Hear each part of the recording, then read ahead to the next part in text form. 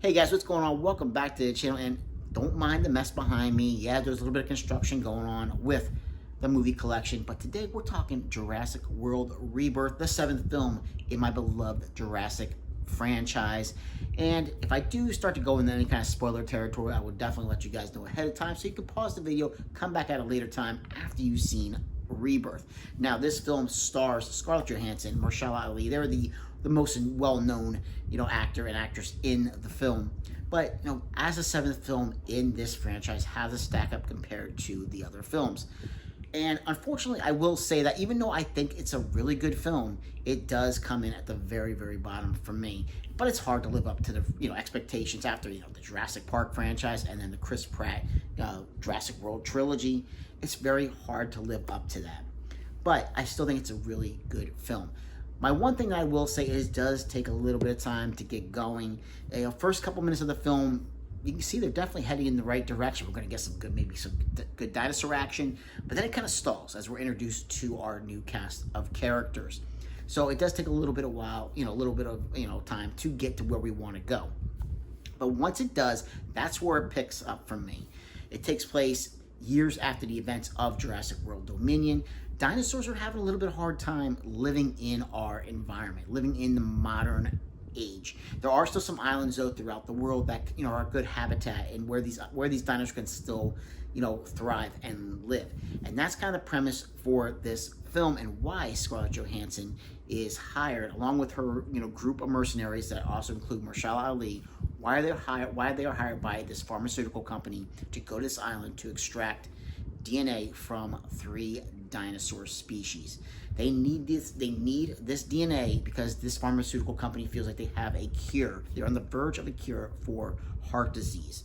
So Scarlett Johansson, she is hired. They go to the island and we are off to the races. But before we get to the island, chaos, of course, will ensue. We have another group of characters we are introduced to, a father along with 2 daughters and the one daughter's boyfriend. They're on a boat when they encounter a mosasaur in the water, and they're not prepared to handle what is in that ocean.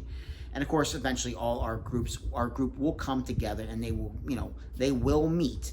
But as far as Scarlett Johansson's part of the film, I think that's the better part of the film. The family part of the film with the father and the 2 daughters and the boyfriend, I don't know how I really feel about those characters.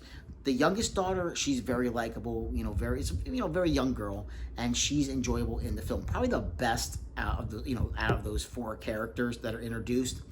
The boyfriend and the older daughter, they're not, the most likable characters, in the film at particular times. So that's kind of like my one gripe with that, particular group of characters. But overall, I still think it's an enjoyable film. Once they get to the island, there is some pretty good dinosaur action. I will say that there was one scene, and when you see the film, you're gonna know it's a little wonky as far as the CGI goes. I would expect a little bit more from this day and age with a Jurassic film for the dinosaurs to be a little bit more lifelike. And you'll know exactly what I'm not going to go into it and spoil or anything like that, but you definitely will know what I am talking about. But the other dinosaurs that we do see in the film, yeah, they're pretty cool. We're definitely going to see, and there's really no spoiler to it. We are going to have some hybrid dinosaurs in this film. You can only do so much with the original dinosaurs, so now we're going to see some splicing going on, kind of like the Indominus Rex from the first Jurassic World film. That kind of thing is going on in this one. So overall, like I said, I think it's a pretty enjoyable film. And Mahershala Ali, I'll tell you right now, if you know the classic 80s film Iron Eagle, I'm telling you right now, guys, if they want to do a remake and have somebody play Chappie Sinclair, the role that was made famous by Louis Gossett Jr., yeah, wait till you see this film and tell me that Ali would not make a great Chappie Sinclair if they ever did an Iron Eagle remake. I was waiting for Doug Masters to come flying on in there and help everybody out in this film. That's the feeling I was getting, from his particular character. But overall, like I said, I did really enjoy the film. Definitely, it's one I already got pre-ordered on 4K, guys. I got the Steelbook pre-order for this one. But it definitely, it comes in at the lowest, but still, hard to live up those expectations. So just because it's at the bottom, it does not mean it is a bad film. I can guarantee this one's probably going to make my top 10, even though we're months away from the end of the year. I think it's going to make my top 10 for 2025. So yeah, go out and see Jurassic World Rebirth. Like I said, just give it a little bit of time when it starts, but once it gets rolling, and it will end on a really good note for you guys. I think, personally, for me, I think it ended on a pretty good note. So guys, like, subscribe, and comment if you get the chance, and I'll catch you in another episode. Take care.